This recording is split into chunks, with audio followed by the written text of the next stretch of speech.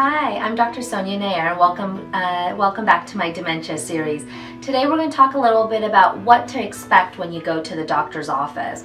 I know that for a lot of people it's quite daunting to go to the doctor's offices. Most people don't want to be there, and honestly, as physicians, we understand it.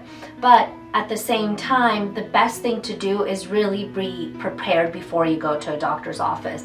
So I'm going to kind of walk you step by step what most neurologists tend to do.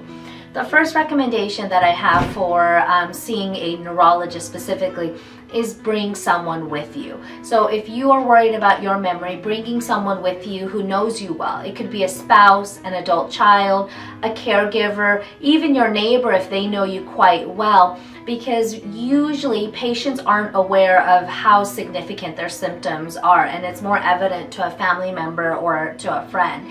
So getting someone to help with specific examples can be very helpful to the physician to try to figure out what could be dementia and what's not. Second of all, I actually recommend to patients that if they even want, creating a basic timeline, because sometimes understanding when symptoms started and how symptoms have progressed over time can be very helpful. There's quite a differential diagnosis from a physician standpoint if your symptoms started over 4 or 5 years ago and have slowly progressed versus 2 months ago and rapidly progressed. So having a general idea of when symptoms started and how it has progressed over time can be very helpful. So let's break down the actual physical examination and history taking. Usually a physician will start with the history of present illness. Well, they'll ask you what's been going on, ask you to give examples of what's been going on.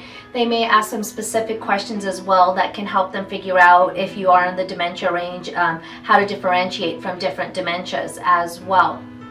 After they do that, they'll jump to the past medical history.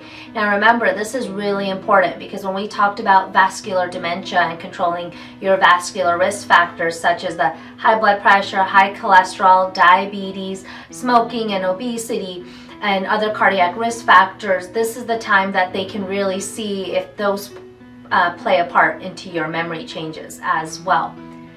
After this, doctors will kind of go into the family history. Now, the family history, it's more important to see if other family members have been diagnosed with dementia. And like we mentioned earlier, it's more important if they're first-degree relatives. Children, parents, grandparents that have been affected rather than aunts and uncles.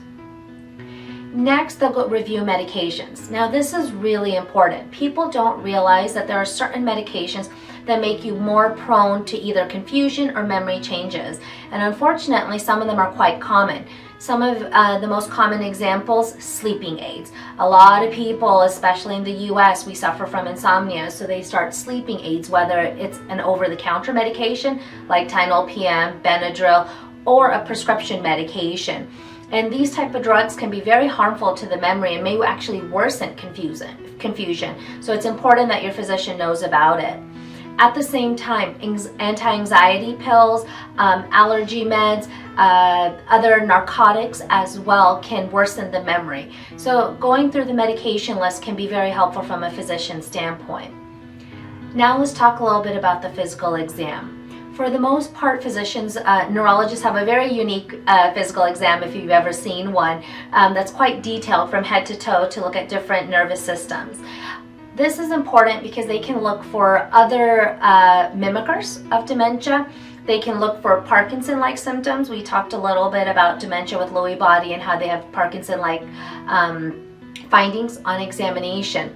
Part of their physical examination should be cognitive testing as well. Now, there are different variations of cognitive testing, and most neurologists will do one of two testing.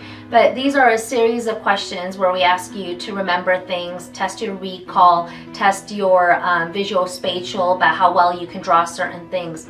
And this really helps us give an objective data into if you have dementia or not. After this, most neurologists will sit down with you and talk about what are the next steps.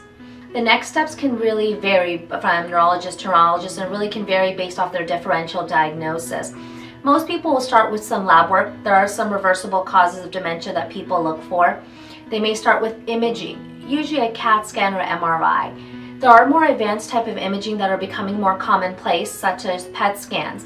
But given that a majority of them don't change medical management, these are usually safe for memory clinics at big academic centers. Next, some things that we usually don't order for dementia. Usually an EEG, where we put electrodes on the head and kind of look at the brain waves, or a spinal tap where we take fluid out of your back, is usually not recommended or needed for dementia. So all of these kind of work together to try to figure out, one, if this truly is dementia, and help rule out other mimickers. Unfortunately, there is no one blood test, no one imaging test that will 100% say that if you have dementia or not. This really is a combination of the history that you give the physician's clinical suspicion, and then even that cognitive testing that you take. So sometimes there involves a little bit of extra testing to figure it out. So next time we're going to talk a little bit about treatment and what are our options if you have dementia. Thank you.